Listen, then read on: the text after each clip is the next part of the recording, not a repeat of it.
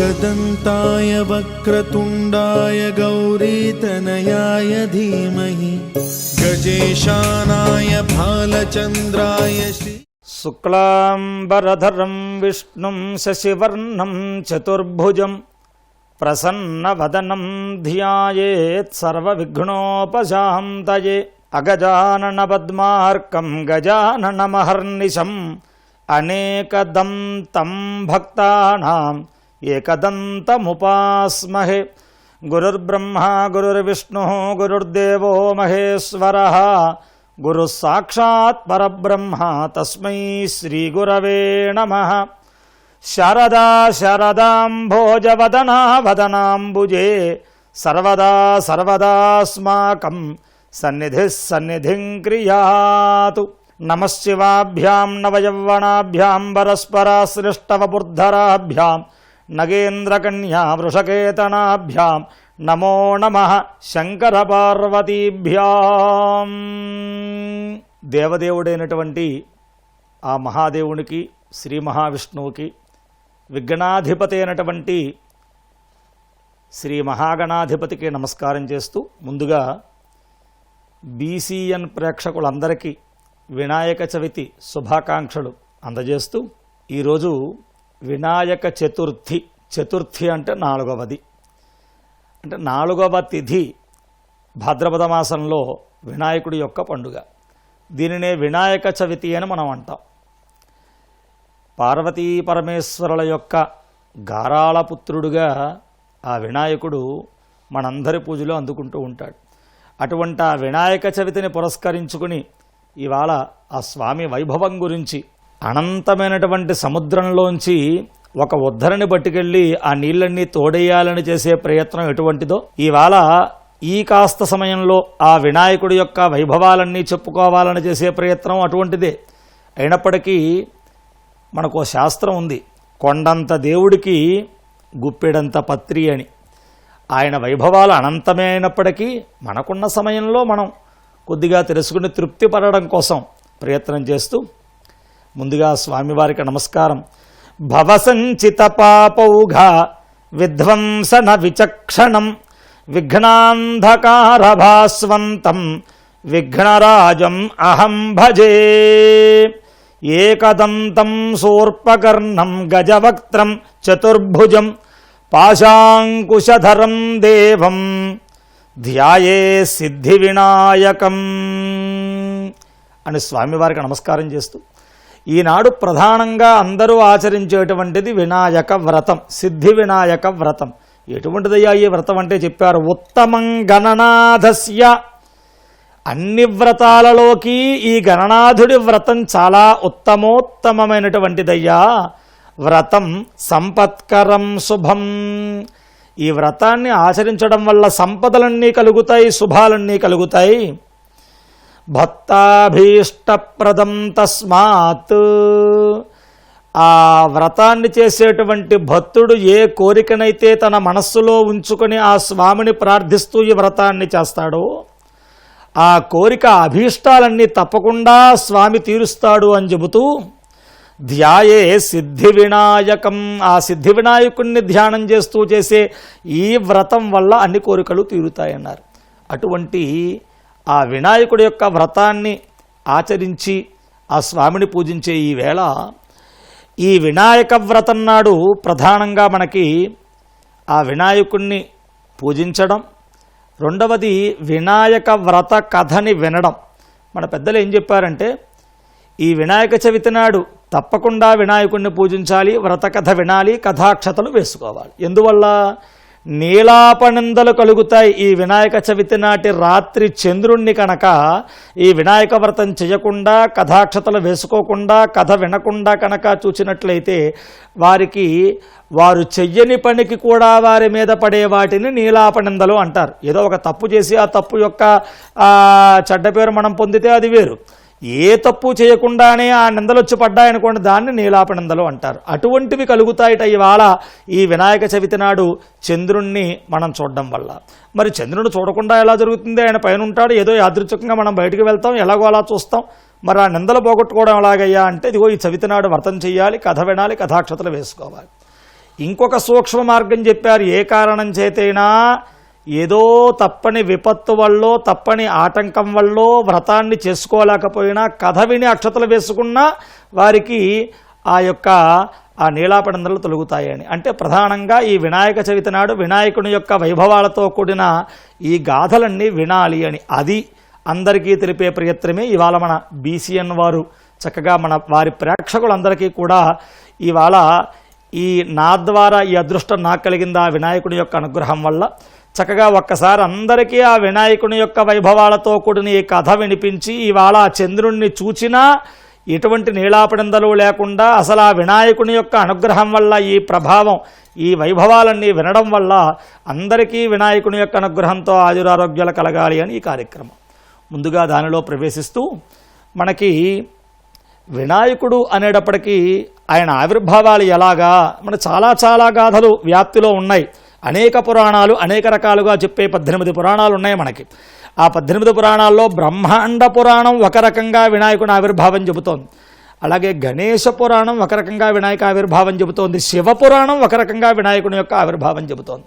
ముందుగా గణేశ పురాణాన్ని చూస్తే ఆయన ఏదో పార్వతీదేవి నలుగు పిండితో తయారు చేస్తే పుట్టి అప్పుడొచ్చినటువంటి గణేశుడు కాదు. ఆ గణేశ పురాణం రీత్యా వినాయకుడిని చూస్తే ఆయనే పరబ్రహ్మతత్వం అని చెబుతోంది. అందుకే ఓం లం నమస్తే గణపతయే, గణపతి అథర్వశీర్షోపనిషత్తు ఆ గణపతి గురించి చెబుతూ లం నమస్తే గణపతయే త్వమేవ ప్రత్యక్షం బ్రహ్మాసి, నువ్వే బ్రహ్మవయ్యా అని చెప్పని పరబ్రహ్మతత్వంగా ఆయన కొలుస్తూ ఉంటుంది. కాబట్టి త్వం బ్రహ్మా త్వం విష్ణుస్త్వం రుద్రస్త్వం అగ్నిస్త్వం వాయుస్త్వం సూర్యస్త్వం చంద్రమాస్త్వం బ్రహ్మ భూర్భువస్సువరోం అంటుంది. అన్నీ నువ్వే, అన్నీ నీ నుంచే ఉత్పన్నమయ్యాయి అని గణేశ పురాణం చెబుతోంది. అంటే ఇక్కడ మనం తెలుసుకోవలసింది తర్వాత ఒక మహావిష్ణువే రాముడుగా, కృష్ణుడుగా, నరసింహుడుగా, వామనుడిగా తర్వాత ఆయా కార్యకారణాలను బట్టి ఎలా ఆవిర్భావం చెందాడో ఈ పరబ్రహ్మతత్వమైనటువంటి గణేశుడు తర్వాత వినాయకుడుగా, పార్వతీ తనయుడుగా వేరేగా ఉత్పన్నమయ్యాడు. కానీ ఆయన పరబ్రహ్మతత్వము అని చెప్పబడుతుంది. అందుకనే మనకి హిందూ ధర్మంలో ప్రధానంగా 5 దేవతల్ని పెట్టారు. పంచాయతన దేవతలు 5గురిలో ఎవరిష్టమైతే వారిని మధ్యలో పెట్టి వారి ఆరాధకులుగా మీరున్న మిగతా 4 కూడా కొలవాలి అని చెప్పని 6 మతాలు మనకి షణ్మత స్థాపకుడుగా మనకి శంకరాచార్యులు వారు అందిస్తే దాంట్లోంచి 5ని తీసుకుని మనం పంచాయతన పూజ అనేది మనం పెట్టుకున్నాం. దానిలో పంచాయతనంలో ప్రధానంగా 5గురికి స్థానం ఇచ్చారు. 1 విష్ణువు, 2 పరమశివుడు, 3 అమ్మవారు, 4 సూర్యనారాయణమూర్తి, 5 గణపతి. అందుకని వారు శివారాధకులైతే శివుణ్ణి మధ్యలో పెట్టుకుని మిగతా 4 పెడతారు, శివ పంచాయతనం అంటారు. విష్ణువు అయితే విష్ణువుని మధ్యలో పెట్టుకుని మిగతా 4 చుట్టూరా పెడతారు, అది విష్ణు పంచాయతనం. గణపతి మధ్యలో పెట్టి చుట్టూ 4 పెట్టేది గణపతి పంచాయతనం. అంటే గణపతికి పంచాయతనంలో కూడా అంత స్థానం ఇవ్వడానికి కారణం ఈ చెప్పబడిన ఈ 5 పరబ్రహ్మతత్వంగానే చెప్పబడుతున్నారు. సూర్యుడు పరబ్రహ్మతత్వమే, గణపతి, విష్ణువు, శివుడు, అమ్మవారు వీరు పరాతత్వం కిందే చెప్పబడుతున్నారు. అందువల్ల అటువంటి ఆ పరబ్రహ్మతత్వంగా గణేశ పురాణంలో ఈయనే అందరికంటే ఉత్తముడుగా, అధికుడుగా, ఈయన నుంచే సర్వము ఉత్పన్నమైనట్లుగా గణేశ పురాణంలో కనబడుతోంది. కాబట్టి ఈయన ముందు మనం అలా భావన చేసుకుని తర్వాత గాథలోకి వెళ్ళాలి. లేకపోతే మనకి కనపడే కథలన్నీ కూడా అందులో పరమార్థం దాగున్నా ఆ పై ఉన్న వాటిని బట్టి మనకి ఆయన మీద కలగవలసినటువంటి భక్తి దానికి విపత్తు కలిగేటువంటి అవకాశం ఉంది. కాబట్టి ఆయన పరబ్రహ్మతత్వము, మూలాధార స్వరూపము అని తెలుసుకోవాలి. ఇది గణేశ పురాణం చెబుతోంది. ఆయన వేరేగా ఎన్నిసార్లు ఆవిర్భవించినా ఆయన సృష్ట్యాది యందే ఉన్నటువంటి వాడు అని చెప్పని. సరే, ఇలా ఉంటే ఇక రెండవది బ్రహ్మాండ పురాణం తీసుకుంటే, బ్రహ్మాండ పురాణంలో ఆ భండాసుర వధ జరిగేటువంటి సమయంలో ఈ గణపతి ఆవిర్భావం చెందినట్టుగా ఉంది. ఏదో ఈ నలుగుపిండి నుంచి మాత్రమే కాకుండా ఆయన ఎలా వచ్చాడయ్యా అంటే చెబుతారు, కామేశ్వర ముఖాలోక కల్పిత శ్రీ గణేశ్వర. భండాసురుడి మీద లలితామ్మవారి యుద్ధానికి వెళితే వాడు అనేక యుద్ధతంత్రాలు ప్రయోగిస్తూ అమ్మవారిని చికాకు పెడుతూ విఘ్నయంత్రములు అనేవి అమ్మవారి మీదకి ప్రయోగించాట భండాసురుడు లలితా అమ్మవారి మీదకి. ఆ విఘ్నయంత్రాలు వచ్చేటప్పటికి లలితా అమ్మవారు, ఆ అమ్మవారి సేన ఇదంతా కూడా వారి పనులన్నీ కూడా ఆటంకం ఏర్పడిపోయాయి. రథాలేమో ఆ చక్రాలు విరిగిపోవడం, బాణం వేద్దామంటే బాణాలు ఆ ధనస్సులు విరిగిపోవడం, లేకపోతే వారి మనస్సు చికాకులు అవ్వడం, ఇలా పనికి విఘ్నం కలగడమే విఘ్నయంత్రం యొక్క చేసేటువంటి పని. కాబట్టి విఘ్నయంత్రాలు ఎప్పుడైతే భండాసురుడు ప్రయోగించాడో లలితామ్మవారు వారి సేన యొక్క యుద్ధం అంతా విఘాతం కలిగి విఘ్నాలు కలిగి ఆగిపోతుంటే అక్కడే పక్కనే ఉన్నటువంటి పరమేశ్వరుడు కూడా ఈవిడికి తోడుగా ఆ రథం మీద కామేశ్వరుడు ఆ పరమేశ్వరుడు ఉంటే అమ్మవారు నవ్వుతూ పరమేశ్వరుడి కేసి చూసిందిట. ఆ పరమేశ్వరుడు కామేశ్వరుడు కూడా నవ్వుతూ లలితా అమ్మవారి కేసి చూశాడట. కామేశ్వర ముఖాలోక అలా అమ్మవారు నవ్వుతూ పరమేశ్వరుడి కేసి చూసి కల్పిత శ్రీ గణేశ్వర, వీళ్ళిద్దరూ ఒకరికేసి ఒకరు నవ్వుతూ అలా అవలోకనం చేసుకునేటప్పటికీ వీరి ఇద్దరి యొక్క శుభవీక్షణాలలోంచి ఆవిర్భవించాట గణేశుడు అని అక్కడ బ్రహ్మాండ పురాణం చెబుతోంది. అలా ఆవిర్భవించిన గణేశుడు ఏం చేశాడు? ఆయన తొండంతో ఆ భండాసురుడు ప్రయోగించినటువంటి ఆ విఘ్నయంత్రాలు చుట్టి అవతల బారేశాట. మహాగణేశ నిర్భిన్న విఘ్నయంత్ర ప్రహర్షిత. ఆ గణేశుడు పుట్టడంతో భండాసురుడు ప్రయోగించిన విఘ్నయంత్రాలన్నింటినీ విచ్ఛిన్నం చేశాడు ఆయన. అనంతరం వెంటనే విఘ్నాలు ఎప్పుడైతే పోయాయో వెంటనే ఈ లలితామ్మవారి యొక్క యుద్ధం అంతా ఎదరికి సాగింది అని. కాబట్టి గణేశ ఆవిర్భావం అలాగా ఈ పార్వతీ పరమేశ్వరుల యొక్క వీక్షణంలోంచి చూపులలోంచి గణేశుడు ఆవిర్భవించాడు అని ఒక గాథగా బ్రహ్మాండ పురాణం చెబుతోంది. ఇది రెండవది. ఇక శివపురాణం కానీ ఇంకా ఇత్యాదులుగా కనపడేటువంటి స్కాంద పురాణంలో వచ్చిన వినాయక వ్రత కథలో ఉన్నటువంటి ఈ పురాణాదులలో ఉన్నటువంటి గాథ కానీ ఏం చెబుతోందయ్యా అంటే ఇది మనకు అందరికీ వ్యాప్తిలో ఉన్నటువంటి విషయం. ఆ వినాయకుడు ఎలా ఆవిర్భవించాడయ్యా అనేటప్పటికీ చాలా గాథ ఒకదానికొకటి ఆయన లోకంలోకి రావడానికి చాలా కారణాలు ఉన్నాయి. ఎప్పుడైనా దేవతలు ఆ పరబ్రహ్మతత్వమైనటువంటి అమ్మవారైనా విష్ణుమూర్తి అయినా పరమేశ్వరుడైనా ఎందుకు వేరే రూపంతో లోకంలోకి వస్తారయ్యా అంటే చెబుతారు దేవకార్య సముద్యత, ఏదో ఒక కార్యం నిర్వర్తించడానికే వాళ్ళు వస్తారు. అది దేవతల కార్యం కావచ్చు, దేవతల్ని ఎవరో రాక్షసులు ఏడిపిస్తూ ఉంటే దేవతలంతా మొరబెట్టుకుంటే ఆ దేవతల్ని కాపాడడానికి వచ్చేవారై ఉండొచ్చు, లేదా దుర్మార్గులైన రాక్షసులు లోకాలను ఇబ్బంది పెడుతూ ఉంటే మానవుల్ని ఇబ్బంది పెడుతూ ఉంటే మానవుల్ని ఉద్ధరించడానికి దుష్ట శిక్షణ శిష్ట రక్షణ చేయడానికి ఆ దేవతలు అనేక రూపాలతో ఆ మూలవిరాట్ తత్వాలు వేరే రూపాన్ని సంతరించుకుని రావచ్చు. ఇక్కడ మూషకాసురుడు అనేటువంటి రాక్షసుణ్ణి వధించడానికి ఈయన వస్తాడు. ఈ వినాయకుడి యొక్క ఆవిర్భావం ఏకదంతం చతుర్హస్తం, తన దంతాన్ని విరిచి ఆ రాక్షసుణ్ణి వధిస్తాడు. కాబట్టి ఈయన ఆవిర్భావం ఎలా జరిగిందయ్యా అంటే దీనికి కూడా ఆయన ద్విరదుడు అంటారు. అంటే ఆయన 2 వదనాలతో ఉంటాడు.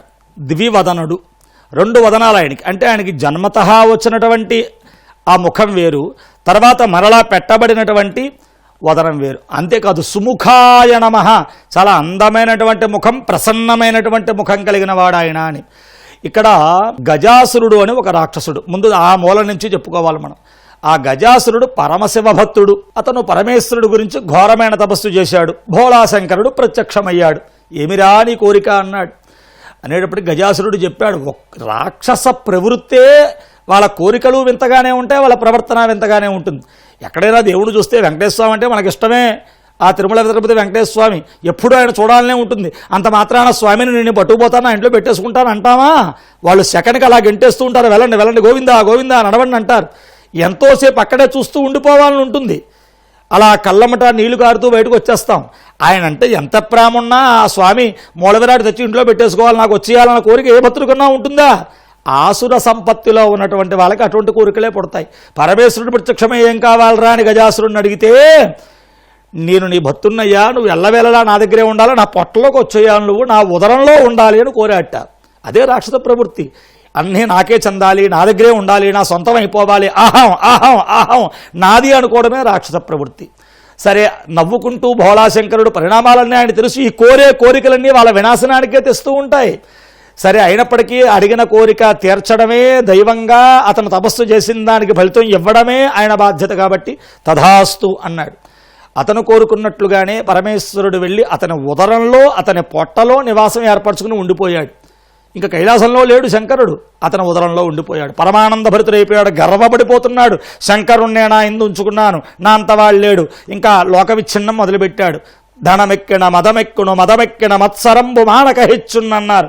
ఏదన్నా ఒక పదవో, ఒక డబ్బో, ఒక విద్యో వచ్చేటప్పటికి ఎక్కిపోతూ ఉంటుంది. ఇంకా వాడికి తన పర భేదాలు ఉండవు, కింద కన్ను మిన్ను కానదు ఇంకా. కాబట్టి అలా దుర్మార్గుడిగా తయారే ప్రవర్తిస్తున్నాడు. ఇక్కడ పార్వతీ అమ్మవారేమో ఏకాకిగా, ఏమిటి నా శంకరుడు అర్ధనారీశ్వర తత్వం, మీ ఇద్దరం కలిసిమెలిసి ఉండవలసిన వాళ్ళం, నా నుంచి అతను ఇలా చేశాడే అని అమ్మవారు ఇక్కడ వ్యాకుల పడుతూ శ్రీహరిని శరణు వేడింది. ఏమయ్యా, అలనాడు భస్మాసురుడికి కూడా మా ఆయనగారు ఇలాగే వరం ఇచ్చాడు. ఆ భస్మాసురుడేమో నేను ఎవరి శిరస్సు మీద, వాడి పేరు పద్మాసురుడు, అసలు వాడు శివుడి గురించి తపస్సు చేశాడు. నేను ఎవరినెత్తి మీద చెయ్యి పెడితే వాడు భస్మమైపోవాలి అని కోరాడు. సరే, ఏదడితే అది ఇచ్చాడమే భోళాశంకరుడిన. తథాస్తు అని వరాన్ని ఇచ్చాడు ఆ భోళాశంకరుడు. తథాస్తు అని వెళ్ళిపోవడం కాదయ్యా, ఒక్కసారి ఉండు, ఇది నువ్వు ఇచ్చినటువంటి వరం అది పనిచేస్తుందో లేదా పరీక్షిద్దామంటే ఎవరున్నారు ఇక్కడ, నువ్వు తప్ప, నీ మీదే పెడతా అన్నాడు ఆయన. ఇదెక్కడ గొడవరా అని భయపడినట్టు నటిస్తూ తర్వాత మళ్ళీ విష్ణుమూర్తి రావాలి, మోహిని అవతారం రావాలి, లోక కళ్యాణకారకమైన కొన్ని గాథలు జరగాలి. కాబట్టి లోకశంకరుడైనటువంటి ఆ భక్తవశంకరుడు భయపడినట్టుగా నటించి ఆ వేళ పారిపోతూ ఉంటే, హే మహావిష్ణు, నువ్వే కదయ్యా మోహిని అవతారంలో వెళ్ళి నాట్యభంగిమలో వాడి శిరస్సు మీద వాడే చెయ్యి పెట్టుకున్నట్లుగా చేసి ఆ భస్మాసురుణ్ణి ఆ భస్మమయ్యేట్లుగా చేసి, పద్మాసురుడు కాస్త భస్మాసురుడు అయ్యేట్లుగా చేసి నా భర్తను కాపాడావే, అలా మరలాని అవసరం వచ్చిందయ్యా హే మహావిష్ణు. కాబట్టి ఆ గజాసురుడి యొక్క ఉదరంలోంచి నా భర్తను నాకు రప్పించి ఇవ్వలసింది అని కోరింది అమ్మవారు, పార్వతీ అమ్మవారు. నారాయణుడు సోదరే నారాయణి ఆవిడ పేరు. అలాగేనమ్మా సోదరి, తప్పకుండా వెళ్తా అన్నాడు ఆయన. ఒక నందీశ్వరుణ్ణి గంగిరెద్దు చేసుకున్నారు. బ్రహ్మగారిని మృదంగం వాయించేవాడిగా, డోలు వాయించేవాడిగా చేసుకున్నారు. ఈయన ఒక చక్కటి నాదస్వరం పట్టుకున్నాడు. ఇంకా ప్రమథగణాలన్నీ కూడా వారి వారి వాయిద్యాలు, తాళాలు, వాట్లు, శంఖాలు, డమరకాలు వీటితో బయలుదేరి ఆ గజాసురుడి యొక్క నగరంలో ఆ గంగిరెద్దు నాట్యాన్ని వైభవోపేతంగా ఆడించడం మొదలుపెట్టారు. ఆ నోట ఇటు ఈ గంగిరెద్దు ఏమిటి, ఈ నాట్యం ఏమిటి, ఎక్కడా చూడలేదు, అద్భుతం అని చెప్పని ఆ యొక్క ప్రతిభ కాస్త గజాసురుడి దాకా వెళ్ళింది. మన సభలో ఆడిద్దాం, అటువంటి గొప్పదైతే తీసుకురండి అన్నారు. సరే, అందరూ వచ్చారు. ఆ గజాసురుడు సింహాసనం మీద కూర్చున్నారు, వీళ్ళందరూ కూడా ఆడిస్తున్నారు. వివిధ భంగిమలలో ఆడించినటువంటి ఆ నందీశ్వర నాట్యానికి, వీరందరి వాయిద్యాలకి, ఆ గానాలకి అద్భుతంగా ఆనందించినటువంటి ఆ గజాసురుడు, ఏం కావాలో కోరుకోండి, ఏది అడిగితే అది ఇస్తాను, ఆనందించాను అని ప్రతిజ్ఞగా వరాన్నిచ్చేట్లుగా ప్రమాణం చేశాడు. వెంటనే వీళ్ళు అందుకోసమే చూస్తున్న, హే గజాసురా, మాటిచ్చావు తప్పకూడదు సుమా, నీ ఉదరమందు ఉంచుకున్నటువంటి ఆ పరమేశ్వరుడే మాకు కావాలి. వచ్చినవాడు ఎవరో కాదయ్యా, నందీశ్వరుడు. ఆ గంగిరెద్దు అనుకుంటున్నామేమో, ఆయన నందీశ్వరుడయ్యా. ఆ పరమశివుడి కోసం నీ ముందు ఆ గంగిరెద్దు నాట్యం చేశాడు. నందీశ్వరుడుకున్న వరం ఏమిటయ్యా అంటే, నిరంతరము శివుణ్ణి చూస్తూ ఉండాలి ఆయన. అందుకే శివాలయాల్లో ఎదురుగుండా ఉంటాడు నంది, ఇలా తల పక్కకి పెట్టి ఉంటుంది. ఎందుకంటే ఆ పశువు యొక్క లక్షణం, ఆ వృషభాల యొక్క, ఆవిడ యొక్క లక్షణం ఎదురుగుండా, కళ్ళు రెండు పక్కలకు ఉంటాయి కాబట్టి ఎదురుగుండా పెట్టింది కనపడదు వాటికి, ఇలా పెడితేనే ఈ కన్నులోంచి అవి చూడగలం. కాబట్టి శిరస్సు అలా పక్కకి పెట్టి ఆ శివుణ్ణి నిరంతరం చూస్తూ ఉండే వరం ఉందయ్యా ఆ యొక్క నందీశ్వరుడికి. అది కాస్త నువ్వు ఉదరంలో ఉంచుకునేటప్పటికీ ఆయన కోల్పోయాడు. అందుకని ఇవాళ నిన్ను మెప్పించాడు, ఏది కావస్తే అది ఇస్తా అన్నావు, నీ ఉదరంలో ఉన్న ఆ పరమేశ్వరుని ఇవ్వడమే ఆయనకి కావాలి అనేటప్పటికీ ఇక అలాగే అని చెప్పని ఇంకా వరం ఇచ్చాడు కాబట్టి, మాట ప్రతిజ్ఞ పూనాడు కాబట్టి ఇవ్వడానికి అంగీకరించి ఆ లోపల ఉన్న పరమేశ్వరుని ప్రార్థించాడు. మహాదేవా, నీ మీద భక్తితోనే నా ఉదరంలో ఉంచుకున్నానయ్యా, సరే అయినప్పటికీ నిన్ను బయటికి వదులుతాను, కానీ నేను చనిపోయిన తర్వాత కూడా నా చర్మం నీ ఒంటి మీద ఉండాలయ్యా. గజాసురుణ్ణే, గజముఖంతో ఉన్నవాణ్ణే నేను ఆ ఏనుగు యొక్క శరీరంతో ఉండేటువంటి అసురుణ్ణి కాబట్టి, నేను అసురుణ్ణే అయినా నా చర్మాన్ని ఎల్లవేళలా నువ్వు ధరిస్తూ ఉండాలి. అది మొదటి కోరిక.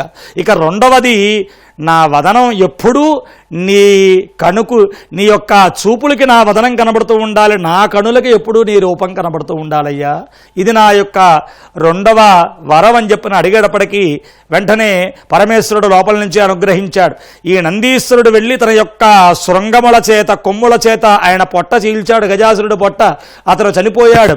అతని చర్మాన్ని పరమేశ్వరుడు గజ చర్మాంబరధర కరి చర్మాంబరధర, ఆయన గజ చర్మో అత్తరీయకం, ఆ గజ చర్మాన్ని చక్కగా పంచిలా ధరించాడు. పరమేశ్వరుడు ఎప్పుడూ కూడా ఏనుగు చర్మం కింద కట్టుకుంటాడు, వ్యాఘ్ర చర్మోత్తరీయకం, పులి చర్మాన్ని పైన వేసుకుంటాడు ఆయన. కాబట్టి ఆ యొక్క గజ చర్మాన్ని ఒంటికి కట్టుకున్నాడు. సరే పడిపోయాడు. ఆ శిరస్సు ఆ దేహం అంతా అక్కడ ఉంది. పరమేశ్వరుడు బయలుదేరి ఇంటికి వస్తున్నాడు. కబురు వెళ్ళింది పార్వతీ అమ్మవారికి, అమ్మా నీ కోరిక ఫలించింది, మహావిష్ణువు సాధించాడు, ఆ శంకరుని తీసుకొస్తున్నాడు, శంకరుడు బయలుదేరి కైలాసానికి వస్తున్నాడు అమ్మా అని. అమ్మవారు వెంటనే అందంగా అభ్యంగన స్నానం చేసి పట్టు వస్త్రాలు కట్టుకుని నగలన్నీ అలంకరించుకుని భర్తకి స్వాగతం ఇవ్వాలని చెప్పని స్నానం చేయడానికి సిద్ధపడింది ఆవిడ. చక్కగా పసుపు నలుగుపిండి అవన్నీ పెట్టుకుని ఒంటికలా నలుగుతూ అవన్నీ అలాగా ఆ ఒంటి నుంచి వచ్చినటువంటి ఆ మట్టంతా తీసి దాని అలా వండ చేస్తుంటే అమ్మవారి మనస్సులోకి మాతృత్వం ఉప్పొంగింది. నాకు ఓ బిడ్డ ఉంటే బాగుండే అని చెప్పని. ఎప్పుడైతే ఉప్పొంగిందో ఆ ఒంటి నుంచి వచ్చినటువంటి మట్టితోటి చిన్న బాలుడి రూపం బొమ్మగా తయారు చేసి దాంట్లో అమ్మవారి యొక్క ప్రాణశక్తి స్వరూపిణి ఆ అమ్మవారు. కాబట్టి ఆ అమ్మవారు ప్రాణశక్తి స్వరూపిణి అయినటువంటి ఆ అమ్మ ఆ యొక్క మట్టి బొమ్మలో ప్రాణాన్ని ప్రవేశపెట్టింది. ఎప్పుడైతే అలా ప్రాణం అందులో ప్రవేశించిందో వెంటనే ఆ బాలుడిలో చేతనం వచ్చింది. అమ్మా నన్ను పుట్టించావు ఏమిటి? నన్ను పుట్టించిన కారణం అంటే అమ్మవారు ఆనందించి ముద్దులాడి కొన్ని ఉండ్రాళ్ళు చేతికిచ్చి నాయనా ఇవి తింటూ ఇదిగో ఈ దండం చేత్తో పట్టుకుని గుమ్మం దగ్గర కూర్చోని స్నానం చేస్తాను, ఎవ్వరినీ లోపలికి రానివ్వకు సుమా అని పెట్టింది అమ్మవారు. సరే తల్లి ఆజ్ఞే శిరస్సు వహించాడు, ఇంకా శిరోధార్యం అనుకున్నాడు, అది పాటించాల్సిందే అనుకున్నాడు, గుమ్మం ముందు కూర్చున్నాడు. అమ్మవారు స్నానం చేస్తోంది. అంటే అమ్మవారిలో ఉన్నటువంటి ప్రాణశక్తే గణపతిగా ఆవిర్భవించాడు ఇక్కడ. ఆ అమ్మవారిలోంచే ఆ అమ్మవారి ఒంటి నుంచి తీసినటువంటి మట్టి అంటే అర్థమేమిటి? అమ్మవారిలో ఉన్న శక్తిని మిళితం చేసుకుని గణపతి ఆవిర్భవించాడు అని. సరే ఆయన కూర్చుని అక్కడ కాపలా కాస్తుంటే పరమేశ్వరుడు వచ్చాడు. ఆ పరమేశ్వరుని అడ్డగించాడు. నేను కైలాసాధిపతిని, పార్వతీనాథుణ్ణి, ఏం చెబుతున్నా, మా అమ్మ ఎవరిని రానివద్దందే ఆగాల్సిందే అంటున్నాడు ఈ యొక్క బాల గణపతి. సరే ఇద్దరికి హోరాహోరీ వాగ్వివాదం జరిగింది, చివరికి యుద్ధం కూడా జరిగింది. ఇక తాళలేనటువంటి శంకరుడు తన శూలంతో ఆ బాలుడి యొక్క శిరస్సు విచ్ఛిన్నం చేసి అలా ఆ బాలుడి శిరస్సుని ఖండించి లోపల ప్రవేశించాడు. సరే అమ్మవారు స్నానం చేసి ఎదురొచ్చింది, ఆనందించింది. కాసేపటికి వారి కుశల ప్రశ్నలన్నీ అయ్యాక బాలుడు జ్ఞాపకం వచ్చాడు. ఏమని మీకు అద్భుతాన్ని చూపిస్తాను, నా పుత్రుని చూపిస్తాను అని గబగబా గుమ్మం దగ్గరికి వచ్చేటప్పటికి ఖండింపబడిన శిరస్సుతో మొండంతో ఉన్నటువంటి బాలుడు కనబడ్డాడు. బోలున విలపించింది, జరిగింది తెలుసుకుంది. పరమేశ్వరుడి మీద చాలా బాధపడుతూ నాథా ఎంత పని చేశారు అని చెప్పడం మాట్లాడుతూ ఆమె యొక్క విచారపడుతూ ఉంటే ఆమె విచారాన్ని చూడలేక పరమేశ్వరుడు బాధపడకు దేవి, నీ కుమారుడు పునర్జీవితుడవుతాడు అని దేవతలను పంపించి గజాసురుడు కోరాడు కాబట్టి ఉత్తరముఖంగా శిరస్సు పెట్టి పడి ఉన్నటువంటి ప్రాణి యొక్క శిరస్సు తీసుకురండి అని పంపించాడు. ఆ యొక్క శివగణాలని వారు వెళ్ళారు. తిరగ్గా వీళ్ళకి ఉత్తర శిరస్సుగా ఆ శిరస్సు పెట్టి పడి ఉన్న ప్రాణం లేకుండా ఉన్న ప్రాణి గజాసురుడు మాత్రమే కనబడ్డాడు. ఆ శిరస్సు ఖండించారు, ఆ గజముఖాన్ని పట్టుకొచ్చారు, ఆ బాలుడికి అతికించారు. బ్రహ్మగారు కూడా ప్రాణాన్ని పోశారు, పరమేశ్వరుడు కూడా తన యొక్క అనుగ్రహాన్ని ఇచ్చాడు. వెంటనే గజాననుడిగా ఆ బాలగణపతి లేచి తల్లిదండ్రులకి నమస్కారం చేశాడు. పరమానందం చెందింది అమ్మవారు. అందుకే హే పార్వతీ పుత్ర లోకత్రయీ స్తోత్ర అంటారు పరమేశ్వరుణ్ణి, ఆ యొక్క గణపతిని. ఆయనకి ఎన్ని పేర్లున్నా ఓ పార్వతీపుత్ర నీకు మృక్కెదన్ అంటే ఆయన ఆనందపడతాట. అందుకే తొండమునేక దంతము తోరపు బొజ్జజున్వామహస్తమున్ మెండుగమ్రోజు గజ్జలు మెల్లని చూపుల మందహాసమున్ కొండుక గుజ్జు రూపమున కోరిన విద్యల కల్లా నొజ్జయై ఉండెడి ఓ పార్వతీతనయ. ఎన్ని చెప్పినా ఇది కావాలి ఆయనకి చివరన. ఓ పార్వతీతనయ ఓయి గణాధిప నీకు మృక్కెదన్ అంటారు విద్యార్థులంతా విద్యాభ్యాసం ప్రారంభించే వేళ ఆయన అనుగ్రహం ఇలా అంటే కలుగుతుంది అని. అందుకే ఆయనకి పార్వతీపుత్ర అనిపించుకోవడం ఇష్టం, తల్లికి దగ్గరలో ఉండడం ఇష్టం. మీరు చూడండి, ఆ అమ్మవారి దగ్గరే ఆ పరమేశ్వరుడు, ఆ పార్వతీ పరమేశ్వరుడు ఉన్నప్పుడు అమ్మవారి తొడ మీద గణపతి ఉంటాడు, కుమారస్వామి శంకరుడు తొడ మీద. అమ్మ కొడుకు ఈయన, నాన్న కొడుకు కుమారస్వామి అని చెబుతారు. అంతేకాదు మనకు కూడా పూర్వం నుంచి ఇళ్లలో దీన్ని ధృవీకరణ చేస్తూ ఒక ఆచారం ఉంది. గౌరీదేవి ఉంటుంది, గౌరీదేవి మీద మాత్రమే వినాయకుడు ఉంటాడు పూర్వం నుంచి. ఈ మధ్యన ఏదేదో ఏమంటే గౌరీదేవి మీద వినాయకుడిని పెట్టచ్చా, దేవుడి మీద దేవుణ్ణి పెట్టచ్చా, పక్కన పెట్టాలట కదా, ఇలా ఏదో మాట్లాడుతున్నారు. తప్పు. ఎప్పుడు కూడా గౌరీ వినాయకుడు వీరిద్దరూ కూడా కలగలిసే ఉంటారు కాబట్టి గౌరీదేవి మీద మాత్రమే వినాయకుడు ఉండాలి అని మన పెద్దలు గౌరీదేవి మీద మాత్రమే వినాయకుడిని పెట్టేవారు. కాబట్టి ఆ పార్వతీపుత్రుడుగా ఎప్పుడైతే మళ్ళీ ఆవిర్భవించాడో గజానన ముఖంతో అమ్మవారు పరమానంద భరితురాలైంది. సరే, ఈ ప్రకారంగా ఆ యొక్క గజాననుడి యొక్క ఆవిర్భావం జరిగినట్టుగా మనకి కనబడుతూ ఉంటే, ఇక్కడ ఇందులో మనకి గణాధిపతిగా ఆయన ఎప్పుడు మారాడు, ఇక్కడ పార్వతీపుత్రుడిగా ఉన్న ఈయన ఆ ఏనుగు ముఖం పెట్టడం వల్ల గజాననుడు అయ్యాడు. సరే, గణాధిపతిగా, విఘ్నరాజుగా, వినాయకుడిగా, నాయకుడు ఎప్పుడయ్యాడు ఆయన అంటే, దీనికి కూడా కుమారస్వామి ఆ పరమేశ్వరుడి యొక్క కుమారుడిగా, గణపతి ఆ పార్వతీ అమ్మవారి యొక్క, పార్వతీ పరమేశ్వరుడు యొక్క కుమారుడిగా, ఇలా వీరిద్దరూ కూడా పార్వతీ పరమేశ్వరుల కుమారులుగా ఉన్నటువంటి తరుణంలో ప్రమథగణాలకి ఎవరిని అధిపతిని చెయ్యాలి అని ఒకసారి ఆయన దగ్గర అష్టగణాలు ఉన్నాయి, 8 రకాల గణాలు ఉంటాయి. పరమేశ్వరుడి దగ్గర ప్రమథగణాలు, సర్పగణాలు, భూతగణాలు, దేవగణాలు, ఇలాగా ప్రమథగణాధిపత్యం ఎవరికి ఇవ్వాలి, విఘ్నాధిపత్యం ఎవరికి ఇవ్వాలి, ఈ ప్రథమ పూజ్యుడు ఎవరు దీంట్లో అనేటువంటి సందేహం వచ్చినప్పుడు వారి యొక్క శక్తిని నిరూపించుకోమని పంపించారు ఈ కుమారస్వామిని, వినాయకుడిని. ఒక పరీక్ష పెట్టారు. ఎవరైతే ముందుగా ఈ భూమండలం అంతా, ఈ లోకాలన్నీ తిరిగి ఈ లోకాల్లో ఉన్నటువంటి 3,50,00,000 ఆ నదులలో స్నానమాచరించి ముందుగా కైలాసాన్ని తిరిగి వస్తారో వారికి ఈ ఆధిపత్యం ఇవ్వబడుతుంది అని పంపించారు. సరే, వెంటనే రివ్వుమణ ఆ యొక్క ఆ నమలవాహనం మీద ఆయన వెళ్ళిపోయాడు ఆ కుమారస్వామి. ఈయనో మరి వినాయకుడో కొండొక గుజ్జు రూపమున, పెద్ద రూపం, పెద్ద బొజ్జ, ఇటువంటి తిరగడాలు అవి ఇంత పెద్ద పెద్ద పరీక్షలు పెడితే ఇలాగా వెంటనే వచ్చి పరమేశ్వరుడు నమస్కారం చేశాడు. ఏమయ్యా మహానుభావ తండ్రి, అమ్మా, నాన్న, ఏమిటి ఇప్పుడు నేను చేయవలసింది? కుమారస్వామిలాగా అంత లాఘవం నాకు లేదే, సోదరుడిలా, తమ్ముడిలా, మరి నేనేం చెయ్యాలి అంటే వారు చెప్పారు, నారాయణ మంత్రాన్ని జపిస్తూ తల్లిదండ్రులే పరమావధిగా, తల్లిదండ్రుల్ని మించినటువంటి క్షేత్రాలు, తీర్థాలు ఎక్కడున్నాయిరా? కుమారుడికి ప్రథమ నియమం ఏమిటయ్యా అంటే తల్లిదండ్రుల్ని పూజించడమే. ఏ దేవుణ్ణి పూజించినా, ఎన్ని దేవాలయాలు తిరిగినా, ఎన్ని క్షేత్రాలు తిరిగినా తల్లిదండ్రులని పూజించని వాడికి ఏది దక్కదు నాయనా. కాబట్టి నువ్వు సూక్ష్మంగా ఆలోచించి, సకల తీర్థాలు, సకల దేవతలు, సకల క్షేత్రాలు తల్లిదండ్రుల్లోనే ఉన్నాయి కాబట్టి ఎవరైతే నియమంగా భక్తి ప్రపత్తులతో తల్లిదండ్రులకి 3 ప్రదక్షిణం చేస్తారో వారికి భూప్రదక్షిణం చేసిన ఫలితం ఉంటుందని ధర్మశాస్త్రాలు చెబుతున్నాయి. కాబట్టి నువ్వు ఆ ప్రకారంగా ఆచరించవయ్యా అని ఆ నారదుడు సలహా ఇచ్చాడు. ఈ తల్లిదండ్రులతో మొరబెట్టుకుంటూ ఎలాగమ్మా అని బాధపడుతుంటే వారు చిరునవ్వుతో ఊరుకున్నారు. వారిద్దరూ కూడా ఆ యొక్క శివపార్వతులు. అప్పుడు నారదుడు చెప్పాడు, ఆలోచించవయ్యా, బుద్ధి కుశలుడువి కదా అని చెప్పని ఇలా ఒక్కసారి జ్ఞాపకం చేసేటప్పటికీ స్ఫురణకు వచ్చింది ఆ వినాయకుడికి నారదుడు చెప్పిన మాటలకి.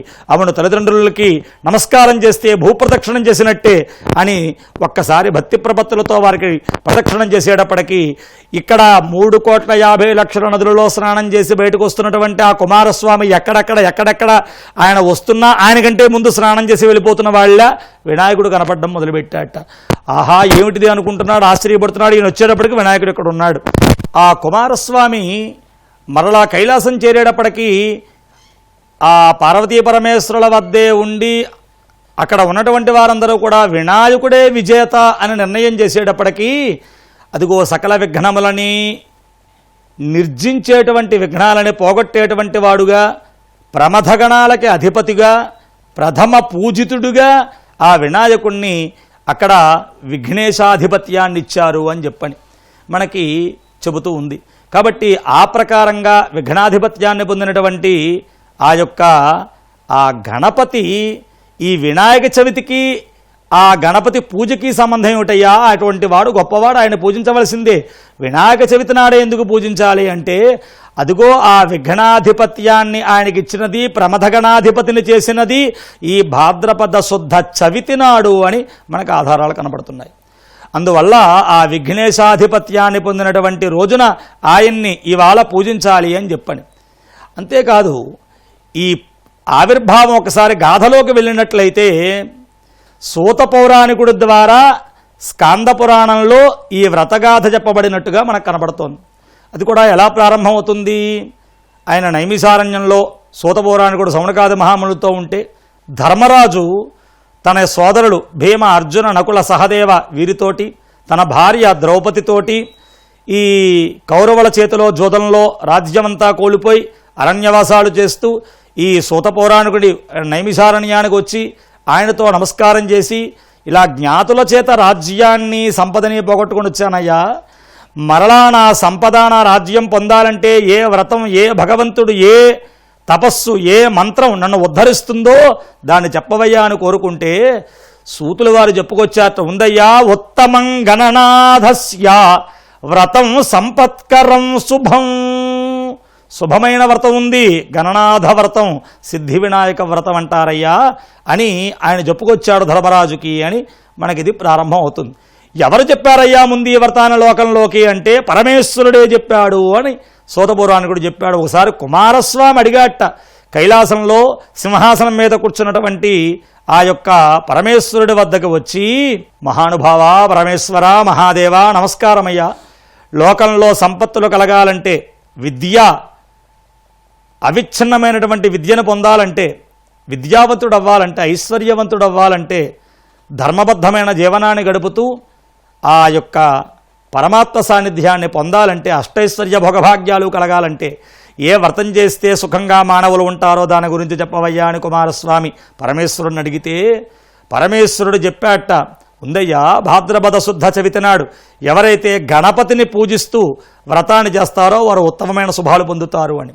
ఏమా వ్రతం, ఎలా చేయాలి, విధానం ఏమిటి, నియమాలేమిటి, దాన్ని నాకు అనుగ్రహించవయ్యా, తలపవయ్యా అని కుమారస్వామి కోరితే పరమేశ్వరుడు చెప్పాట, ఈ వ్రతాన్ని భాద్రపద శుద్ధ చవితి నాడు ఆచరించాలి. ఈ వ్రతం చేసేటువంటి వారు తెల్లవారుజామునే మెళుకాంచి స్నాన సంధ్యావందనాది నిత్య కర్మానుష్ఠానాలు పూర్తి చేసుకుని వారి వారి వర్ణాశ్రమ ధర్మం ప్రకారంగా చేసుకోవలసిన నిత్యకృత్యాలన్నీ కూడా పూర్తి చేసుకుని గృహంలో ఈశాన్య భాగంలో గోమయంతో అలికి పంచవర్ణల ముగ్గులతో అలంకరించి ఒక ఆసనం ఏర్పరిచి దాని మీద అఖండితమైనటువంటి వస్త్రాన్ని పరిచి దాని మీద ధాన్యము కానీ బియ్యము కానీ ఉంచి దాని మీద మట్టితో తయారు చేసినటువంటి గణపతిని ఆవాహన చేసుకోవాలి, ప్రతిమారూపంగా, విగ్రహారూపంగా. ఇక్కడ గణపతి మూలాధార స్వరూపం. మూలాధారం అంటే భూదేవి. ఆ భూమి నుంచి తీసినటువంటి ఆ యొక్క మట్టితోటే గణపతిని తయారు చేయాలి అని. కాబట్టి ఆ మట్టితో తయారు చేసినటువంటి గణపతిని ఆవాహన చేసుకొని ఇక్కడ గణపతి ఆరాధనే చేస్తున్నప్పటికీ, వినాయకుడి పూజ అయినప్పటికీ ఇక్కడ వినాయకుడు ఒక్కొక్క రూపంలో ఒక్కొక్క నామధేయంతో ఆయన్ని కొలవడం వల్ల ఒక్కొక్క ఫలితాన్ని ఇస్తాడు.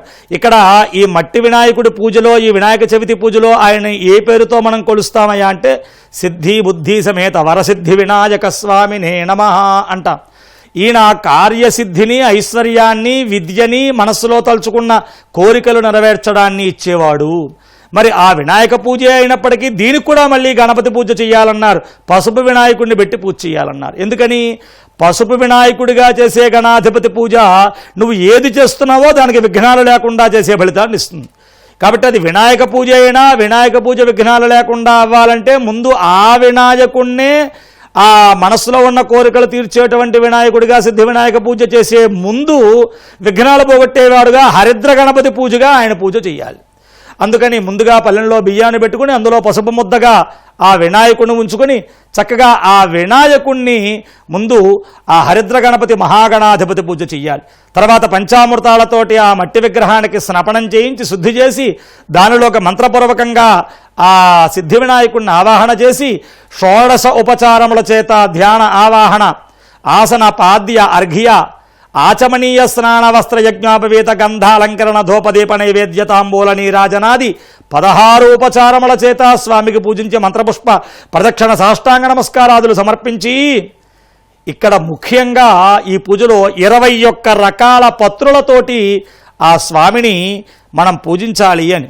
మన పెద్దవాళ్ళు ఏది పెట్టినప్పటికీ అందులో ఒక శాస్త్రీయతని జోడించి మనకి పెడుతూ ఉంటారు.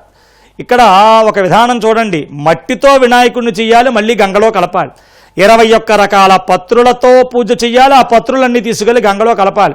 సరే, ఇప్పుడు ఏవేవో కారణాల వల్ల అబ్బబ్బే గంగలో కలపడానికి వీల్లేదంటున్నారు. వీటికి అడ్డు పెడుతున్నారు, కానీ కలిపేవన్నీ విష పదార్థాలని కలిపేస్తుంటే వాడికి ఎవరో అడ్డు పెట్టేవారు లేరు. ఎందుకని ఈ యొక్క మట్టి తీసుకురావడం, మట్టి పెట్టడం అయ్యా అంటే, ఈ గట్టులన్నీ కూడా ఈ నదీ గట్లు కానీ కాలువ గట్టులు కానీ ఇక్కడ వర్షాకాలం వచ్చేటప్పటికీ చాలా విశేషమైనటువంటి నీరు నింపుకోవాలి ఆ గట్లు, ఆ చెరువులు, ఆ నదులు అవన్నీ కూడా.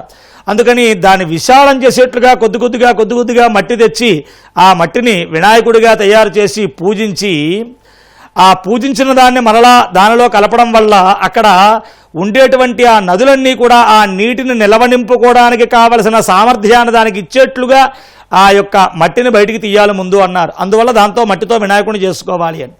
అలాగే ఈ శ్రావణ భాద్రపదాల్లో నదులకైనా, నదుల నుంచి కాలవలకైనా, కాలవల నుంచి చెరువులకి, అంతేగా ఆ చెరువులు నింపే విధానం అదీను.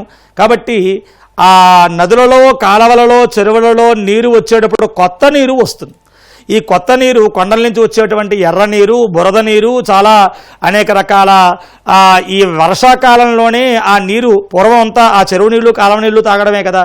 కాబట్టి అనేక రకాల ఇబ్బందులు కలుగుతాయి ఆ నీటిని అలాగే తాగేయడం వల్ల. అందువల్ల కొన్ని ఔషధీ గుణాలతో ఉన్నటువంటి వాటిలో కలిపితే కనుక వాటికి ఆ రోగ ఇచ్చేటువంటి ఆ అపవిత్రత పోయి శుద్ధత ఏర్పడుతుంది అని, ఆ రోగాలను ఇచ్చేటువంటి నీరు కాస్త శుద్ధమైన నీరుగా మారుతుందని కొన్ని ఔషధీ గుణాలతో కలిపినటువంటి వాటినే ఇక్కడ ఈ వినాయక చవితి పూజలో 21 రకాల ఆకుపత్రిగా పూజ చేయాలి అని పెట్టారు.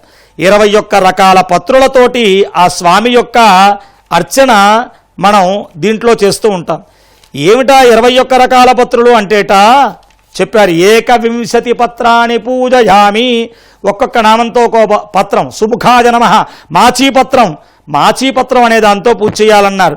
అలాగే బృహతీ పత్రం వాకుడాకు, బిళవపత్రం మారేడాకు, దూర్వాయుగ్మం గరిక, దత్తోరపత్రం ఉమ్మెత్త ఆకు, అలాగే బదరీపత్రం రేగు ఆకు, రేగుపళ్ళు యొక్క ఆకు, అపామార్గపత్రం ఉత్తరేణి ఆకులు, తులసీపత్రం తులసీ దళాలు. ఇంకో విశేషం, గణపతికి తులసీ దళాలతో పూజ చేయకూడదు. ఒక్క వినాయక చవితి నాడు ఈ 21 పత్రి 21 రకాల పత్రులు వేసేటప్పుడు మాత్రమే గణపతికి తులసీ దళం కూడా వెయ్యాలి. కానీ ఆ నామం చెబుతూ మిగతా రోజుల్లో ఎప్పుడూ గణపతికి తులసీదళం పూజ చేయకూడదు అని.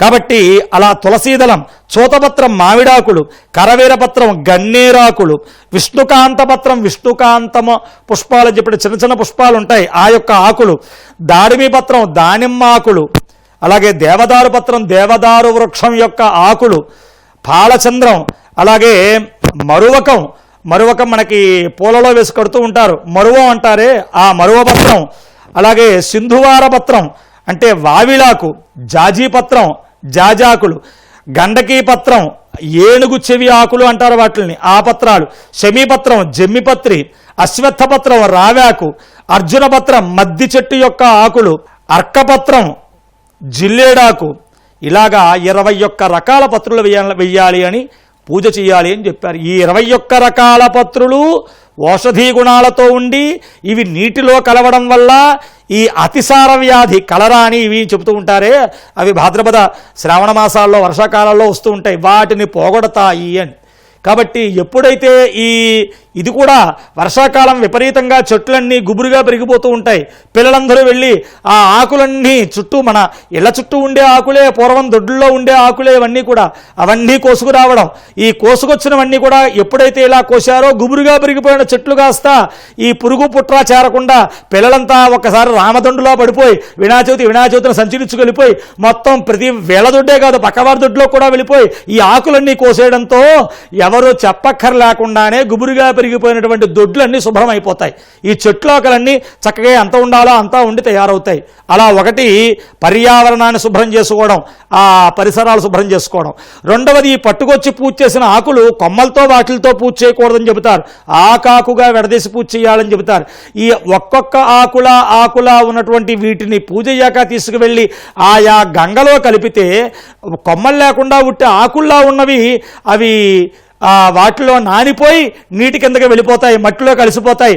దాని సారం నీటిలో ప్రవేశిస్తుంది. ఔషధ గుణాలు కలిగినటువంటి ఈ సారం ఎప్పుడైతే ప్రవేశించిందో ఆ నీరంతా శుద్ధమైపోతుంది, అది తాగిన వారికి బాగుంటుంది. కాబట్టి అలాగే 21 రకాల పత్రులతో పూజ చేయాలయ్యా.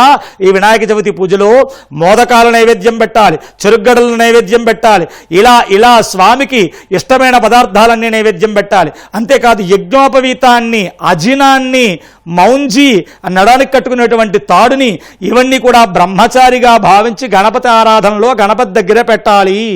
ఈ ప్రకారంగా చేసి ఆ రోజున ఆ స్వామివారి యొక్క నివేదన భుజించి మరునాడు ఉదయం కూడా స్వామికి పునఃకాలార్చనలు చేసి అనంతరం ఉద్వాసన చెప్పాలయ్యా. ఇది ఆ విధానం అని చెప్పేటప్పటికీ దీన్ని పూర్వం ఎవరు ఆచరించారో చెప్పవయ్యా అన్నాడు కుమారస్వామి మహేశ్వరుడితో.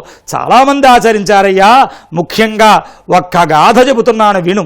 అదేమిటయ్యా అంటే, పూర్వకాలంలో సత్రాజిత్తు అని ఒక నరేంద్రుడు ఉండేవాడు, ఒక రాజుగారు ఉండేవాడు. ఆయన దగ్గర శమంతకమణి అని ఒక అద్భుతమైన సూర్యుడి దగ్గర నుంచి వరం వల్ల పొందాడు. సూర్యోపాసకుడు సత్రాజిత్తు.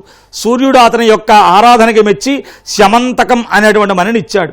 ఆ మణి యొక్క గొప్పతనం ఏమిటయ్యా అంటే 8 బారుల బంగారాన్ని రోజు అది పెడుతూ ఉంటుంది. ఆ మణిలోంచి బంగారం వస్తూ ఉంటుంది రోజు కూడా. అది సూర్యుల్లా ప్రకాశిస్తుంది, అంతా కాంతి ఉంటుంది.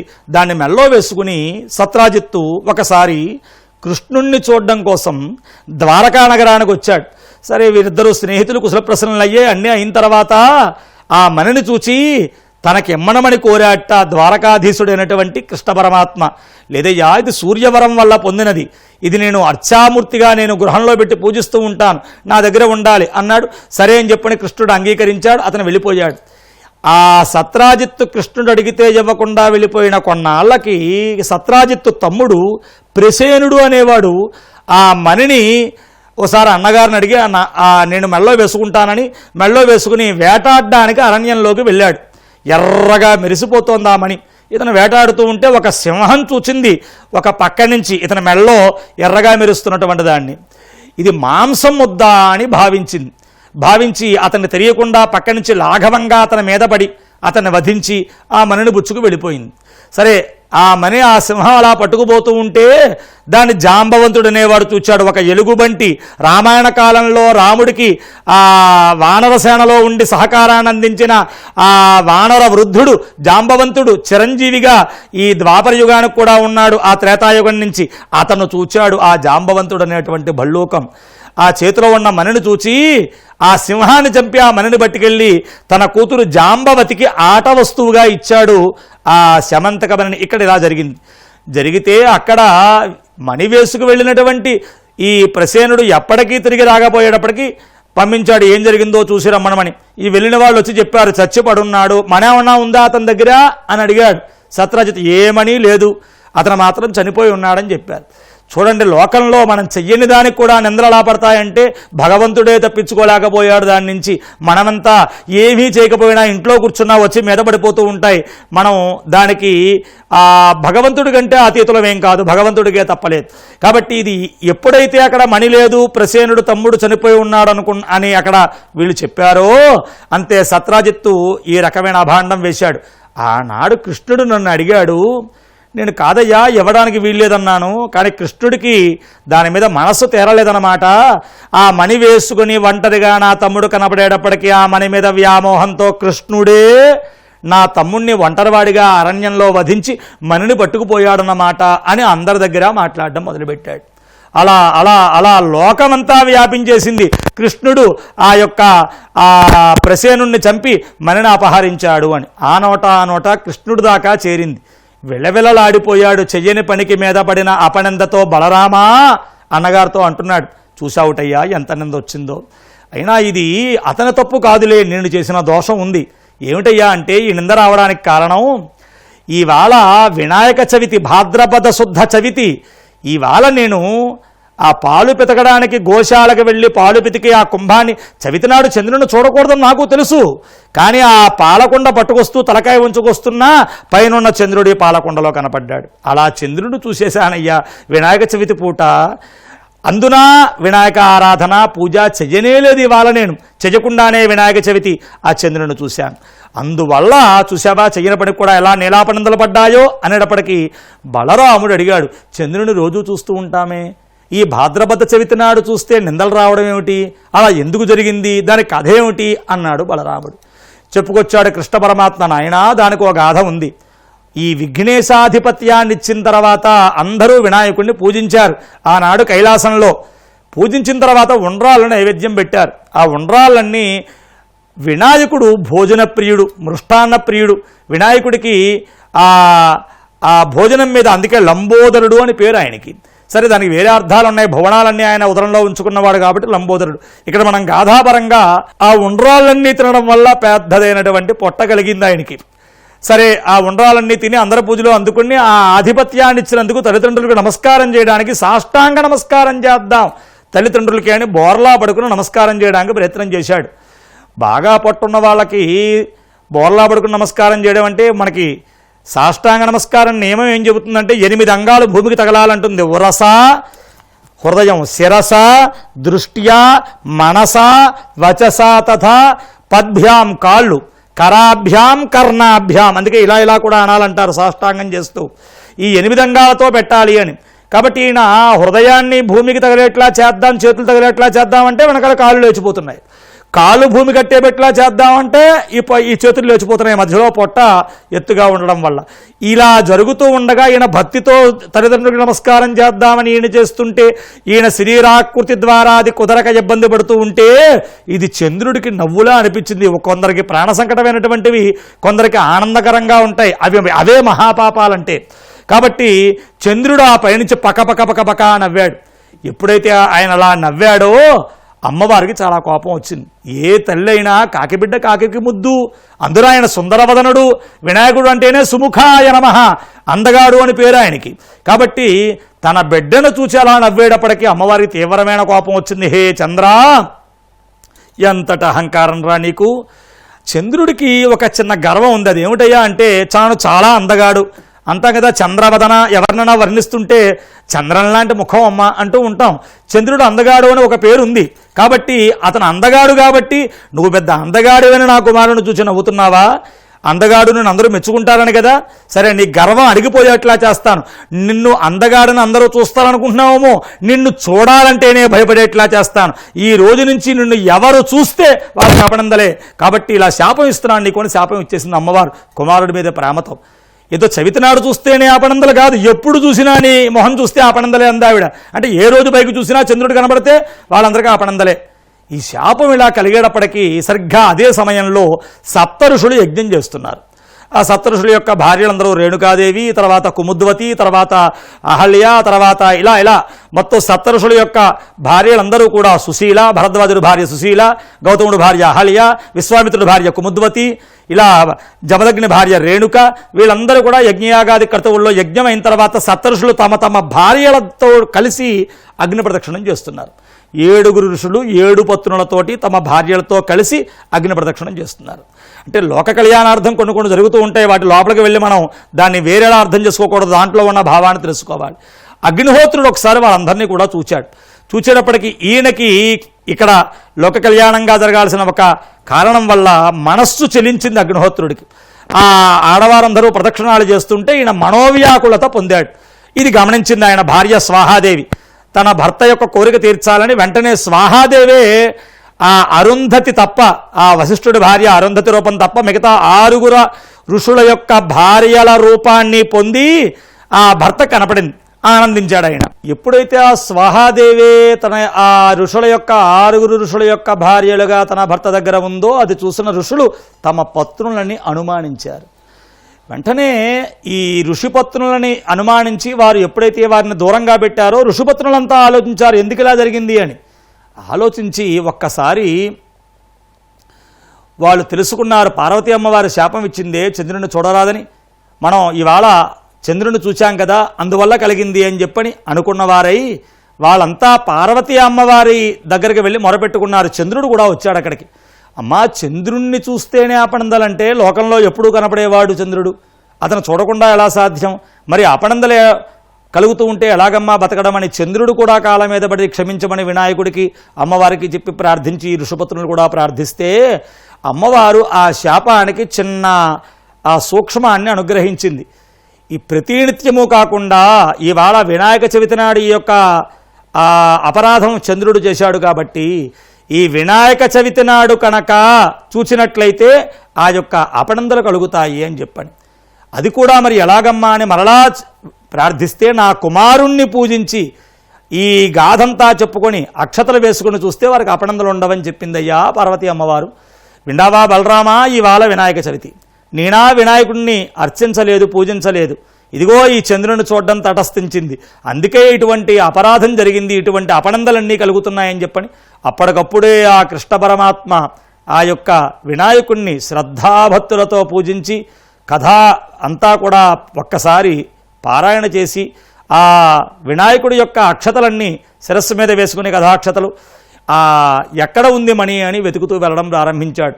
ఆ ప్రసేనుడు వేటకు వెళ్ళినటువంటి ఆ ప్రసేనుడి రథ, ఆ గుర్రం, ఆ యొక్క సేన ఆ అడుగుజాడలమ్మట వెతుక్కుంటూ వెళితే ప్రసేనుడు చనిపోయి పడున్నటువంటి ప్రదేశం కనపడింది. ఆ ప్రసేనుడు ఇక్కడ చనిపోయాడు అనేటువంటి ఆ ప్రదేశం కనపడింది. అక్కడ నెత్తురు మరకలు అవి చూస్తుంటే ఆ నెత్తురు మరకల నుంచి ఒక సింహం అడుగుజాడులు కనపడ్డాయి. సరే, దాన్ని వెంబడిస్తూ వెళ్ళాడు. కొంతసేపటికి ఆ సింహం చనిపోయి పడున్న ప్రదేశం వచ్చింది. అక్కడ ఏమిటా అని వెతికితే ఒక ఎలుగుబంటి అడుగుజాడలు కనపడ్డాయి. దాన్ని వెతుక్కుంటూ వెళ్ళాడు. ఒక పెద్ద గుహలోకి వెళ్ళి ఆ అడుగుజాడలు మాయమయ్యాయి. అక్కడ వెతుకుతూ ఉంటే ఈ శమంతకమణితో ఆడుకుంటున్నటువంటి ఆ జాంబవంతుడి యొక్క కుమార్తె జాంబవతి ఆవిడ కనపడింది. సరే, చూస్తున్నాడు. ఈలోపు పెద్ద పెద్ద అరుపులు అరుస్తూ ఆ భల్లోకం జాంబవంతుడు వచ్చాడు. ఎవడో కొత్తవాడు నా గదిలోకి వచ్చాడు, నా యొక్క అంతరం ఆ యొక్క నా గృహంలోకి వచ్చాడు, వాడిని మట్టు పెట్టాలి అని చెప్పని ఆ జాంబవంతుడు తలపడ్డాడు కృష్ణుడితో.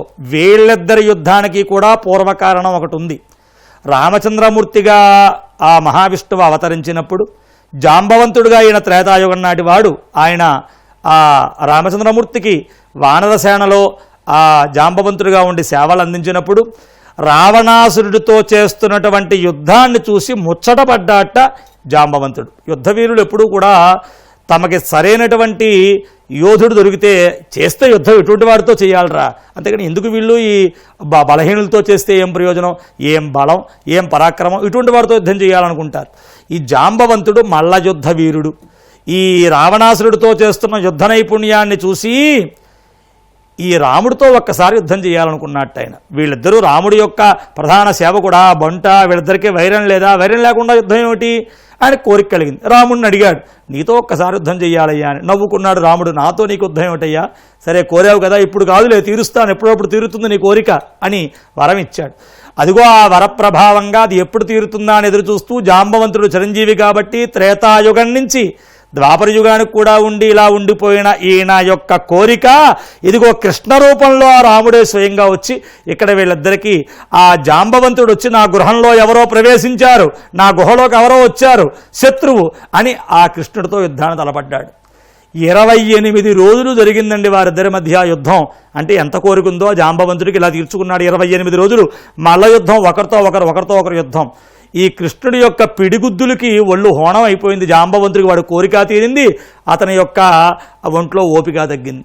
అప్పుడు గ్రహించాడు, కనపడ్డాడు నీల మేఘఛాయ శరీరంతో ఆ యొక్క శ్రీరామచంద్రమూర్తిగా కృష్ణ పరమాత్మ దర్శనం ఇచ్చాడు. మహాప్రభో, నా కోరిక తీర్చడానికి ఇలా వచ్చావా అని ఆనందించి, సరే ఆ యొక్క ఆయన వచ్చినటువంటి కారణాన్ని తెలుసుకొని ఆ జాంబవతిని ఆ శమంతకమణిని రెండిట్లని కూడా కృష్ణ పరమాత్మకి ఇచ్చివేశాడు. నా కూతురిని కూడా పాణిగ్రహణం చేసుకుని నన్ను తరింపజేయవయ్యా అని చెప్పని ఆ జాంబవతిని అష్టమహిషులలో ఆ కృష్ణుడికి 16,000 మంది గోపికలు సరే, అది కాకుండా రుక్మిణి సత్యభామ ప్రధాన పట్టమహిషులు సరే, ఈ రుక్మిణి సత్యభామతో పాటుగా 8 పట్టమహిషులు ఉన్నారు అని ప్రధానమైనటువంటి భార్యలు, వారిలో జాంబవతి ఒక ఆమె. కాబట్టి ఆ జాంబవతినిచ్చి వివాహం చేశాడు జాంబవంతుడు. అలాగే మణిని కూడా ఇచ్చాడు. ఆ జాంబవతిని తీసుకుని మణిని తీసుకుని సత్రాజిత్ దగ్గరికి వచ్చాడు. ఎంత అపవాదు వేశావయ్యా, నేనేమిటో తెలియదా నీకు, ఇదిగో నీ మణి, జరిగిన విషయం ఇది అని చెప్పేప్పటికీ అప్పుడు తప్పు తెలుసుకొని సత్రాజిత్తు కూడా క్షమించవయ్యా అని కాళ్ళ మీద పడితే కృష్ణుడు అన్నాడు, నీ తప్పు కాదయ్యా, ఇదంతా వినాయక చవితి నాడు చవితి చంద్రుణ్ణి వినాయక వ్రతాన్ని ఆచరించకుండా కథాక్షతలు ధరించకుండా ఆ చంద్రుణ్ణి చూడడం వల్ల వచ్చిన అపనిందలు నువ్వు కావాలని చేసింది కాదు అని ఆ సత్రాజిత్తుని క్షమించి ద్వారకా నగరానికి వెళ్ళాడు అని. విన్నావా హే కుమారా, అతనే కాదయ్యా, ఈ వ్రతాన్ని ఇంకా చాలామంది ఆచరించారు. సీతాదేవిని వెతికేటప్పుడు రామచంద్రమూర్తి కూడా చెట్టులు పుట్టలు పట్టి వెతికి వెతికి వెతికి ఎక్కడా సీతామ్మవారిని కానకపోతే ఆయన కూడా ఈ గణపతి వ్రతం చేసిన తర్వాతే, వినాయక వ్రతం చేసిన తర్వాతే ఆయనకి ఆ సుగ్రీవుడితో పరిచయం, ఆంజనేయ స్వామి లంకానగరానికి వెళ్ళడం, సీతామ్మవారి జాడ చెప్పడం, ఇవన్నీ ఆ సీతామ్మవారి జాడ వినాయక వ్రతం తర్వాతే రాముడికి తెలిసిందయ్యా. అంతేకాదు, గంగాదేవిని భూమి మీదకి తీసుకురావాలని రాముడు యొక్క పూర్వీకులు ఎన్నో తరాల వాళ్ళు దానికి ప్రయత్నం చేస్తూ వారి జీవితం అంతా గంగని భూమి మీదకి తీసుకురావడానికి తపస్సు చేసి వాళ్ళు నిర్యాణం అయిపోయి మళ్ళీ తర్వాత వారి కొడుకు, నాన్న మీ తండ్రి గారు గంగని భూమి తీసుకురావాలనుకున్నారు, ఆయన జీవితం అయిపోయింది, ఆయన తీసుకురాలేకపోయారు అంటే మళ్ళీ వారి కొడుకు అలా అలా ఎంతోమంది కూడా తీసుకురాలేకపోయిన గంగాదేవిని భగీరథుడు అనేవాడు చివరి ప్రయత్నంగా గంగని తీసుకురావడానికి ప్రయత్నం చేస్తూ అతని ప్రయత్నం కూడా నెరవేరకుండా ఉన్న తరుణంలో ఆయన కూడా వినాయక వ్రతం చేసిన తర్వాతే గంగను భూమి మీదకి తీసుకురాగలిగాడయ్యా. కాబట్టి ఆ వినాయక వ్రతం భూమి మీదకి గంగ రావడానికి కూడా కారణమైందని ఓ పురాణం చెబుతోంది. కాబట్టి గంగని భూమి మీదకి తీసుకొచ్చేటప్పుడు భగీరథుడు, సీతాన్వేషణ చేసేటప్పుడు రామచంద్రమూర్తి, అంతేకాదు వృత్రాసురుడు అనేటువంటి బ్రహ్మరాక్షసుడు, బ్రహ్మతేజస్సుతో ఉన్న రాక్షసుడిని చంపడానికి ఆయన యొక్క బలం చాలకపోతే ఇంద్రుడు కూడా ఈ గణపతి వ్రతం వినాయక వ్రతం చేసిన తర్వాతే వజ్రాయుధాన్ని పొంది వృత్రాసురుణ్ణి చంపి లోక కళ్యాణం చేశాడు. వృత్రాసురుణ్ణి చంపేటప్పుడు ఇంద్రుడు కూడా ఈ వ్రతాన్ని చేశాడయ్యా. కాబట్టి ఈ వ్రతాన్ని మించినటువంటి వ్రతం లోకంలో లేదు. నువ్వు కోరుతున్నావు మానవులంతా ఏ వ్రతం చేస్తే బాగుంటుంది అంటున్నారు కాబట్టి వినాయక వ్రతాన్ని ఆచరించాలయ్యా. అంతేకాదు, కుష్టి వ్యాధిని పోగొట్టుకోవడం కోసం సాంబుడు అనేటువంటి వాడు కూడా ఈ వ్రతాన్ని చేశాడు. ఈ వ్రతం చేసిన తర్వాతే ఎక్కడా ఎలాగా పోగొట్టుకోలేకపోయినటువంటి ఆ ఆది వ్యాధి అయినటువంటి కుష్టి వ్యాధి వినాయక వ్రతం చేయడం వల్ల పోయింది. అంతేకాదు, అమృతాన్ని పొందడం కోసం దేవతలు రాక్షసులు ఆ మందరగిరి పర్వతాన్ని చిలుకుతూ ఉంటే ముందు విషం పుట్టి విఘ్నాలు కలుగుతూ అమృతం మాత్రం పుట్టకుండా ఉంటే వాళ్ళు కూడా దేవతలు రాక్షసులు కలిపి అప్పుడు వినాయకుడి యొక్క వ్రతం చేసిన తర్వాతే అమృతాన్ని పొందగలిగారు. కాబట్టి దీనివల్ల ఏం జరుగుతోందయ్యా అంటే విద్య కావాలన్నా, ఆరోగ్యం కావాలన్నా, ఐశ్వర్యం కావాలన్నా, అలాగే కార్యాలు సాధించాలన్నా, అలాగే తప్పిపోయిన వారిని మనం మళ్ళీ కనుగొనాలన్నా, అలాగే యుద్ధంలో జయం సాధించాలన్నా, శత్రువులు నిర్జింపబడాలన్నా, ఏ కోరిక మనస్సులో ఉన్నా వినాయక వ్రతం దాన్ని తీరుస్తుంది అని తెలుస్తోందయ్యా. కాబట్టి వినాయక వ్రతం వల్ల సర్వము తీరుతాయి. విద్యార్థి పూజిస్తే విద్యాలాభాన్ని పొందుతాడు. సంపాదన కావాలనుకునేవాడు, వ్యాపారస్తులు, అలాగే ఉద్యోగస్తులు, అలాగే వ్యవసాయదారులు, అలాగే పరిశ్రమల్లో ఉన్నవాళ్ళు, ఇలా ధన సంపాదన కోసం ఏ పని చేస్తున్న వాళ్ళైనా ధనార్థి కనుక పూజిస్తే ధనాన్ని పొందుతారయ్యా. స్త్రీలు పూజించినట్లయితే సోమంగళత్వాన్ని, ఐదోతనాన్ని పొందుతారు. ఒకవేళ ఆ పూర్వసువాసిని భర్తని కోల్పోయిన వారు కనుక పూజించినట్లయితే ఇంకా ఏ జన్మలోనూ వైధవ్యాన్ని పొందరయ్యా. కోరిన కోరికలు తీర్చేటువంటి, మనస్సులో ఉన్న కోరికను సిద్ధింపజేసేవాడు కాబట్టి సిద్ధి వినాయకుడు అని పేరయ్యా ఆయనకి అని ఈ వ్రతాన్ని చేస్తే సుఖంగా ఉంటారు అని కుమారస్వామికి పరమేశ్వరుడు చెప్పాడయ్యా అని చెప్పని ఈ ధర్మరాజుతోటి, భీమార్జున నకుల సహదేవులతోటి, ద్రౌపదితోటి సూత పౌరాణికుడు చెప్పేటప్పటికీ ధర్మరాజు కూడా తన భార్యతో తన సోదరులతో కలిసి ఈ వినాయక వ్రతాన్ని ఆచరించి అనంతరం జరిగిన కురుక్షేత్ర మహాసంగ్రామంలో కౌరవుల్ని ఓడించి తన యొక్క రాజ్యాన్ని పొంది ఆ యొక్క రాజ్యాన్ని అధికారాన్ని చేపట్టి సుఖశాంతులతో ఉన్నవాడయ్యాడయ్యా. కాబట్టి ఈ వినాయక చవితి నాడు ఎవరైతే ఈ వినాయక వ్రత కథ వింటారో, ఆ స్వామిని పూజిస్తారో, ఆ కథాక్షతలు వేసుకుంటారో వారికి అష్టైశ్వర్యాలు కలుగుతాయి, నీలాపనిందలన్నీ తొలగుతాయి అని. మరి ఇవాళ వినాయక చవితి మహాపర్వాన్ని పురస్కరించుకుని మన BCN వారు మనందరికీ అందించిన ఒక అద్భుత అవకాశం ఈ వినాయక చవితి వ్రత కథ శ్రవణం అనేటువంటిది. నేను పారాయణ, మీరు శ్రవణం చేశారు. ఇక ముందుగానే ఎవరికి వాళ్ళు వినాయక చవితి దీంట్లో వినడమే కాదు, మన హిందూ సాంప్రదాయంలో వైదిక ధర్మంలో వినాయక చవితి నాడు వినాయకుడిని ఆరాధించని వారే ఉండరు, ఏదో కారణాంతరాలుగా ఏవో కొన్ని ఇబ్బందులు వస్తే తప్ప. కాబట్టి ఆ వినాయక వ్రతాన్ని ఆచరించి ఆ కథ విని ఆ కథాక్షతలు అప్పుడు వేసుకోవడమే కాకుండా కథాక్షతలు అట్టేబెట్టి సూర్యాస్తమయం కాగానే మళ్ళీ ఒక శ్లోకంతో ఆ కథాక్షతలు వేసుకోవాలి శిరస్సు మీద అని శాస్త్రం. అదిగో మరి వినాయక చవితి నాటి సాయంకాలం పక్కన పెట్టుకున్న ఆ కథాక్షతలు ఏ శ్లోకంతో శిరస్సు మీద వేసుకోవాలో చెబుతున్నాను. ఒక్కసారి అందరూ కూడా శ్రద్ధగా ఆలకించండి.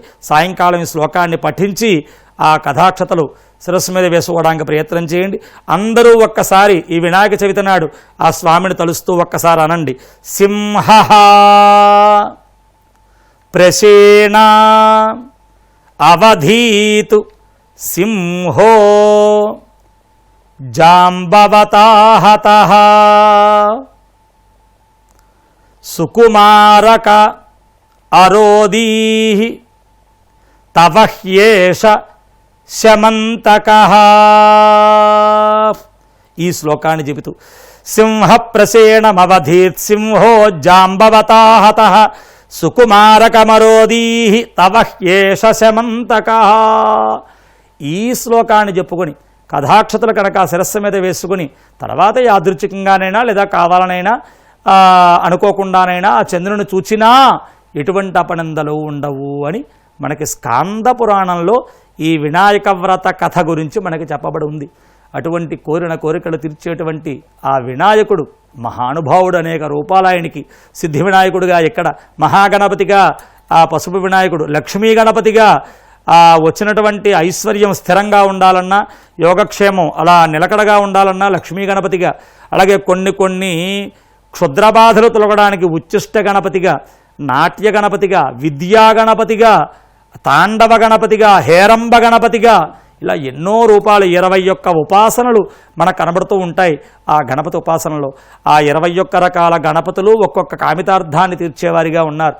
అలా అనేక కామితార్థాలు తీర్చేటువంటి 21 గణపతుల యొక్క ప్రసాదం ఈనాడు ఈ BCN ద్వారా ఈ యొక్క కథనాన్ని వీక్షించినటువంటి ప్రతి ప్రేక్షకులకి కూడా ఆ గణపతి అనుగ్రహం కలిగి అందరూ కూడా ఐశ్వర్యాలతో, భోగభాగ్యాలతో, ఆయురారోగ్యాలతో, ప్రధానంగా ఇప్పుడున్నటువంటి ఈ సమస్య, ఈ కరోనా విపత్తు నుంచి, ఈ విషక్రిమి లోకాలన్నీ కూడా అల్లల్లాడిస్తోంది, దేశాలన్నీ అల్లాడిపోతున్నాయే, ఆయన తొండంతో చుట్టి ఆ విషక్రిమిని పారద్రోలి ఈ యొక్క లోకాలన్నీ ఉద్ధరించి సుఖజీవనం, ప్రశాంతమైన జీవనం, ఎవరు ఇంట్లోంచి బయటికి రాలేకపోతున్నాం, తండ్రి బిడ్డలని దగ్గర తీసుకోలేకపోతున్నాడు, తల్లి తమ బిడ్డల్ని చూసుకోలేకపోతోంది, ఎవరు నమ్మలేకపోతున్నారు. ఈ విపత్కర రోజులన్నీ కూడా సమసిపోయి చక్కగా సస్యశ్యామలమైనటువంటి సుఖశాంతులతో ప్రజలంతా ఉండేట్లుగా ఈ కరోనా వ్యాధులు, అంటువ్యాధులు అన్నీ సమసిపోయేట్లుగా గణపతి అనుగ్రహం సకల లోకాలకి, సకల దేశాలకి, నా భారతదేశానికి ప్రసరించి అందరూ సుఖశాంతులతో ఉండాలి అని చెప్పని